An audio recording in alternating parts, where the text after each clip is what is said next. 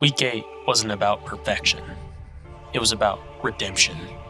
The field burned, and from those flames, the fallen began to arise.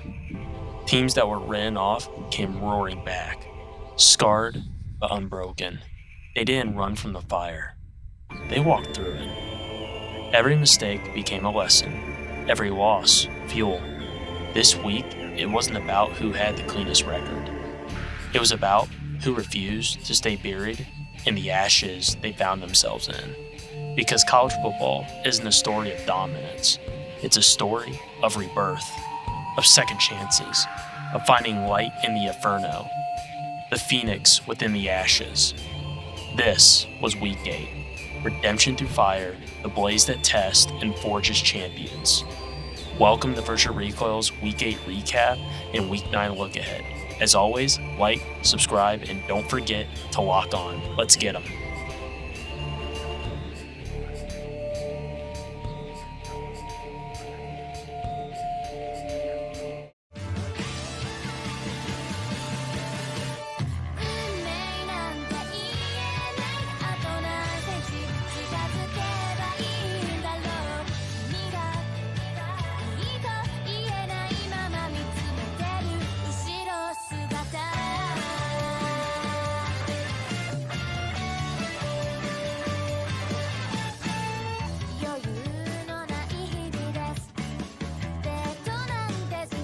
I fucking swear, Miami is like that one girl you find in your life eventually, sometime or another. The chemistry is there, the look is great, and the pen and paper would say you guys are the perfect match. But yet, there's always this odd circumstance that finds its way of popping up between the two of you when the idea of commitment comes up. I am extremely disappointed to say Miami's rent a quarterback plan has left them with yet another underwhelming performance for the entire country to witness when expectation has been attached to their names. It's crazy. Less than 2 weeks ago, Miami was being held as the most complete team in the nation, yet here we are. I guess Mario Cristobal forgot to pay this game's rental fee with Carson Beck, as he would go on to throw 4 picks. In classic Georgia fashion, of course. Damn. Let this be a lesson to all of you. Money doesn't buy commitment, rather in this case, the love of your fan base. Also, what is it with ACC matchups on Friday night? It's almost like this is where they send their teams with the best chances to go to the playoffs to get chopped. Someone call Charlotte and tell them to cancel the rest of this year's and all future Friday night games. This game goes to show that in any given week in college football, anything can happen. Going into the game, the Hurricanes had an 83% chance to win from ESPN, but very quickly, Louisville took control within the first quarter by being out 14-0. By 5 minutes, 9 seconds left, it wasn't until the very end that Miami would get on the board with a 2-yard rush from Fletcher. But one thing that would prevent Miami from coming back was turnovers, with Carson Beck forgetting what team he was on because he threw 4 interceptions, with the last one being a great one at the end to seal Miami's fate and securing Louisville with a dominant signature win, bringing them into the college football rankings at number 19 in the country now. Miami's season isn't over just yet, but they cannot repeat what happened Friday night. I believe they're still alive a little bit in the ACC race, but is Louisville a possible contender for this game? Likely a fluke? Remains to be seen. I believe the Piss Corner needs no introduction, as I also do believe this week's Pissy needs no introduction either. I had high hopes for you, Carson. I really did. But the rules are the rules. Damn. You really hate to see it.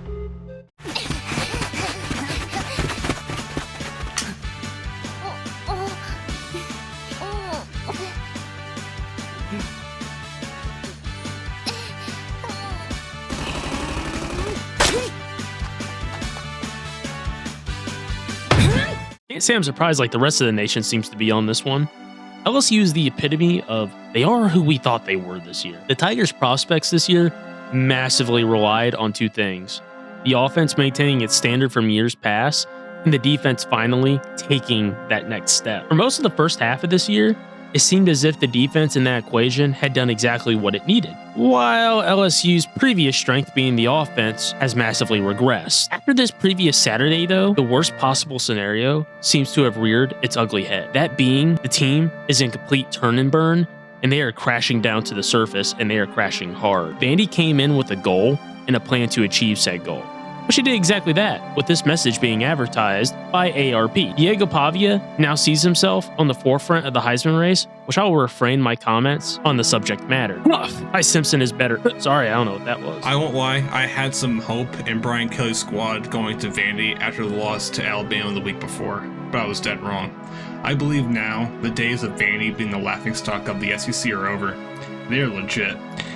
If you went back in time 10 years ago to 2015 and said, hey, Vandy would be a top 10 in the AP poll for week 9 for football, they would call you crazy. But that's the new reality we live in, folks. It was back and forth throughout the game, but Vandy would come out on top with Pavia raising his Heisman stats for a chance to go to New York for the possibility to be selected for that coveted trophy. And I will say this, at this point, I believe that Vandy, if they do the almost impossible and win out, they have a chance to not only get into the playoff, but also have a shot at the SEC title game in Atlanta. But their opponents will have a say in that. Going up against Mizzou next week, that's fresh off a nail-biter game against Auburn. As for LSU, Brian Kelly's days might be numbered if he has another mediocre season for LSU. All right, thumbs up. Ready, guys? Let's do this. Leroy Jenkins comes in at the end. There's a misinput. Calm down. You calm the fuck down. There's a misinput. It's over. This is Sparta. What the hell are you thinking? I really wish my prediction from last week would have turned false, but I made that choice with an obvious foresight from the future. It would not have mattered if Lane Kiffin came out with the 85 Bears. They still would not have won. Georgia has lost to Alabama, and they had a high-ranked Ole Miss coming between the hedges. Early signs look promising for the Rebs, with Trinidad Chambliss looking firmly in control of the game's pace. But Georgia found itself answering every single of Ole Miss's jabs with straight right hooks and southpaws to the Rebs' faces. The inner demons within Kirby has been released, and now the only one who can extinguish it starts with an A and ends with an A. This was a great game. There was a score for both teams on each of their drives with no punts, no 3 and outs until the first punt in the fourth quarter when Ole Miss had 3 and out. This was anyone's game the entire time, with Ole Miss and Georgia trading jabs back and forth until the fourth quarter, when it seemed like the Rebs had lost all their steam and were outscored in the fourth quarter by Georgia, scoring 17 unanswered points. Just like LSU and Vandy, this isn't the end for Ole Miss, as this was their first loss and their first SEC loss, but it'll be in their hands to correct their course. I believe they will be in the playoffs.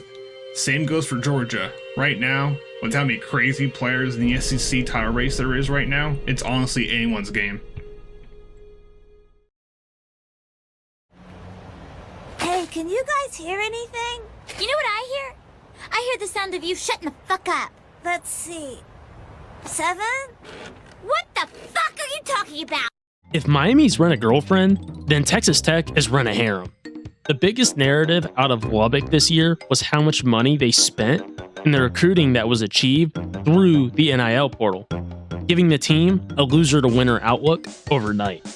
The Red Raiders went into Tempe boldly confident, riding high atop of the Big 12, and with but a mere fledgling shell of last year's conference champion being the Sun Devils in their way. Texas Tech and its harem of high-value athletes slowly found themselves down 19-7 with less than 4 minutes to play until talent seemed to have bailed them out with a quick 15-point swing in their favor, with a now sputtering ASU offense down with less than 2 minutes to go.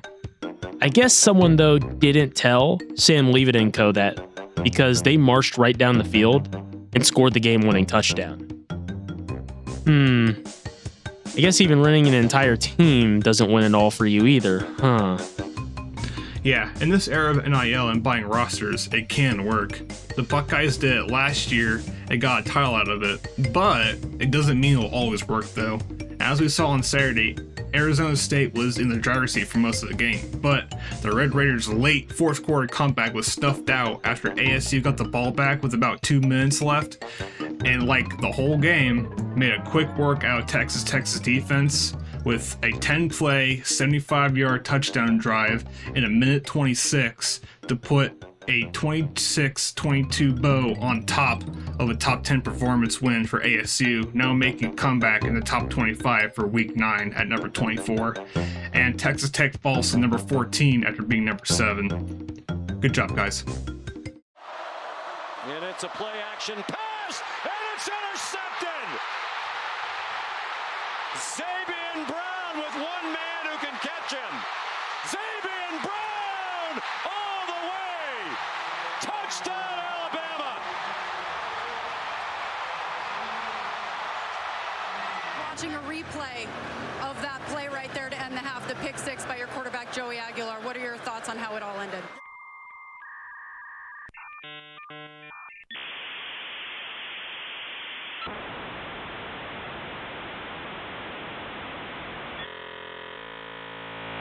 What the fuck? All I can say is, thank you. Thank you, Kalen DeBoer, for out-coaching college football's greasy as fuck, known as Josh Heupel. As an Alabama fan all my life, there are 2 games I dread every year. It's not even the Iron Bowl. That is Mississippi State because of injuries, and the third Saturday in October game because this game is just always a shit show. To the credit of Tennessee, I must commend their tenacity when facing insurmountable odds, but the tidal wave known as a pissed Alabama turned out being way too much. Also, what in Sam hell was Heupel thinking throwing that ball on the goal line with no timeouts? I thought Pete Carroll was coaching the Raiders. I know you are a fat fuck that doesn't miss any meal, but don't be so goddamn greedy. Take the points and go to the half. But thank you. And Zabian says thanks as well. Bama continues its march toward Atlanta, and it hopes continue to soar for a playoff bid. This game, the tide was rolling, and rolling with something to prove that the week 1 loss to FSU was a fluke, and ever since then, they've been playing with a chip on their shoulder. The moment I saw it was over for Tennessee, it was at the end of the first half, like you said, when they pulled a Pete Carroll and Zabian Brown picked it for a 99-yard pick six to cap off a tie-controlled half. The Vols would score 2 touchdowns in the second half, but it was all for naught, for Bama was always there to respond back in kind to maintain their lead the whole game. With this win, Bama is tied now for the lead for the SEC with Texas A&M at 4-0 in conference play. Only time will tell what this picture will look like in late November, but I believe if this trend continues, it will be an SEC title game with Bama versus anywhere from Georgia, A&M to Vandy. We shall see. Stop being a scaredy cat. It'll just take a second. How could I get hurt? Okay, hold still. What's that? A train! Ryan!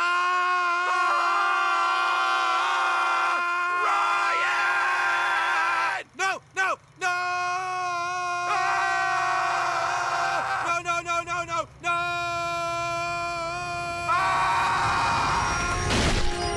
I knew not to drink the Kool-Aid when they, meaning Lincoln Riley, beat the Wolverines last week. Something told me that he will do what he does best, and that's give his fanbase hope, then take it away. This game, plagued by nasty wind and rain for most of the game, made things tricky at points, but Jaden Mayava, being generous enough with 2 interceptions to complement his 2 passing touchdowns, didn't help USC's efforts at all. After Notre Dame's horrid start to the year, they have seemed to turn it around, but if they want the playoff spot, they are already at an uphill battle without a conference championship game to go to. It is theirs to lose now, being 5-2. Notre Dame cannot do what they did throughout the game, which was their 8 penalties totaling to 96 yards. They cannot have that going forward at all if they want a chance to join the 11 other teams to raise that trophy in January. Do they have the luck of the Irish, or will their luck wear out? Regret my decision I said I would. And regret my decision I did. Putting hope in Lincoln Riley is like putting hope in politics to give me a more positive outlook on life. It'll only leave you pissed and without money. Not much for me to say here except Notre Dame's Jeremiah Love looks to be the nation's best running back. And the team has all but themselves to get in the way of them achieving a playoff bid with an extremely laughable finish to the year without a conference championship to worry about. Nothing can go wrong. Right? Showed her pages from the Book of Mormon. Dum dum dum dum dum. And so Joseph Smith put his head into a hat and read to me what the golden plate said. I wrote it all down and we're gonna publish it into a book. Martin, how do you know he isn't just making stuff up and pretending he's translating off golden plates? Lucy Harris, smart, smart, smart, smart, smart, smart, smart, smart. Why would he make it up? Martin Harris, dum da dum. All right, here. I'm gonna hide these pages. If Joseph Smith really is translating off of golden plates, then he'll be able to do it again. But if Joseph Smith is making it all up, then the new translations will be different from these. Okay, fine. I bet he'll have no problem. Lucy Harris, smart, smart, smart. Martin Harris, dumb. Look, I'm sorry about losing the pages we worked on, Joe, but I'm ready to write it all down again if you translate from the plates. I would love to, Martin. Except, I just had a vision, and the Lord said he is very angry with me for letting you take those pages. He is? Dum dum dum dum dum. Yes, he is so mad that he will never let me translate from the plate of Lehi again. He said we must now translate from the plate of Nephi. So it will be the same basic story, but written a little differently. Wow! If God got angry with you, then you must be telling the truth. Dum dum dum dum dum dum dum. Well, BYU finds themselves atop the Big 12 now. And I guess this is where I doomed them, like I doom everyone else with the misfortune in this conference saying they'll win it. Right? Congratulations to the Cougars for finding themselves as the head man of the Big 12. This week, at least.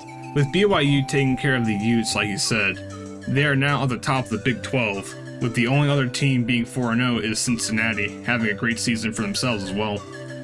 But, like I said, ISU was going to be at the top of the Big 12 a few videos ago. Will our words of praise of the scrappy Cougars win other in-state rivals curse them in a way? Well, in prep for that, I will say that in the event of the virtual recoil Big 12 team curse happens at BYU, we are sorry. No, fuck that. Well, here we are again at Virtual Recoil's Corner, where we pick and doom all of your favorite teams. Starting off, Ole Miss at Oklahoma. Norman is an extremely hard place to play, but I still believe in Lane Kiffin's evolution. If he truly is at that next stage as a head coach, his team will be up and wide awake for the challenge of Brett Venables' defense fueled by a home crowd. Hotty toddy, give me the Rebs. For me, this is the 50-50 going either way, but for how tough Ole Miss has played against Georgia, I'm also going for the Rebs on this one. They got a good win to get back on track for an SEC and playoff race.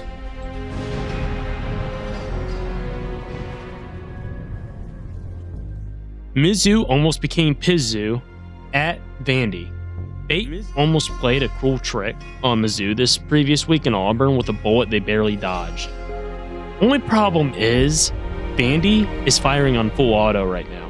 Give me Vandy with complete and utter disgust, anchor down. Don't get me wrong, I like Mizzou, but after their nail biter from this week and having to go into a red hot Vandy, their chances are not good. Unless Mizzou can shake off the funk from the last game, Vandy's got their number. Give me the Commodores.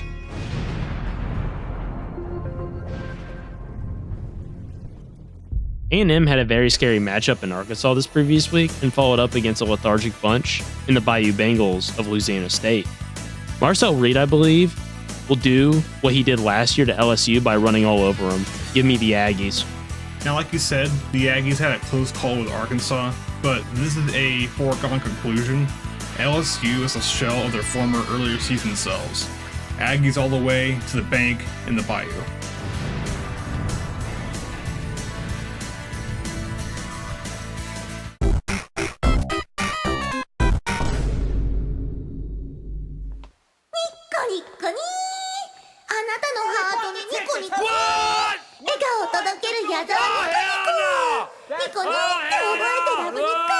Well, well, well.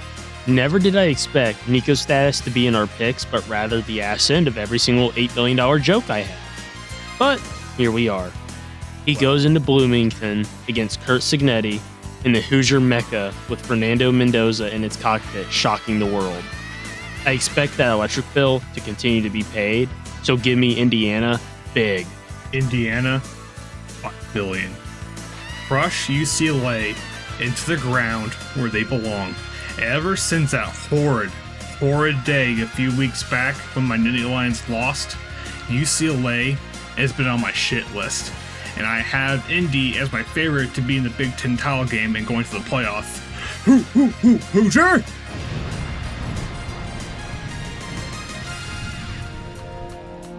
And capping us off is quite inevitably the conference that will forever have a hate boner against us, and all of its champions and hopeful champions will have a hate boner against us, and that is BYU at Iowa State. Mormon Mafia finds itself in Ames, Iowa, a burial ground of many previous Big 12 title hopefuls the past century or so. Iowa State is a very hard-nosed squad, but I expect BYU to survive to see next week's big matchup, that being against the Texas Tech Red Raiders. Inevitably will solve and maybe give us the clear answer who will win the Big 12. Give me the Cougars. Man, all I could think of is who are we gonna curse this week? Our old flame Iowa State or the Cougar and BYU? Seeing that it's in Iowa State, for the sake to equal out the possible YouTuber cursing situation on the Big 12, give me the Cyclones with a very narrow victory.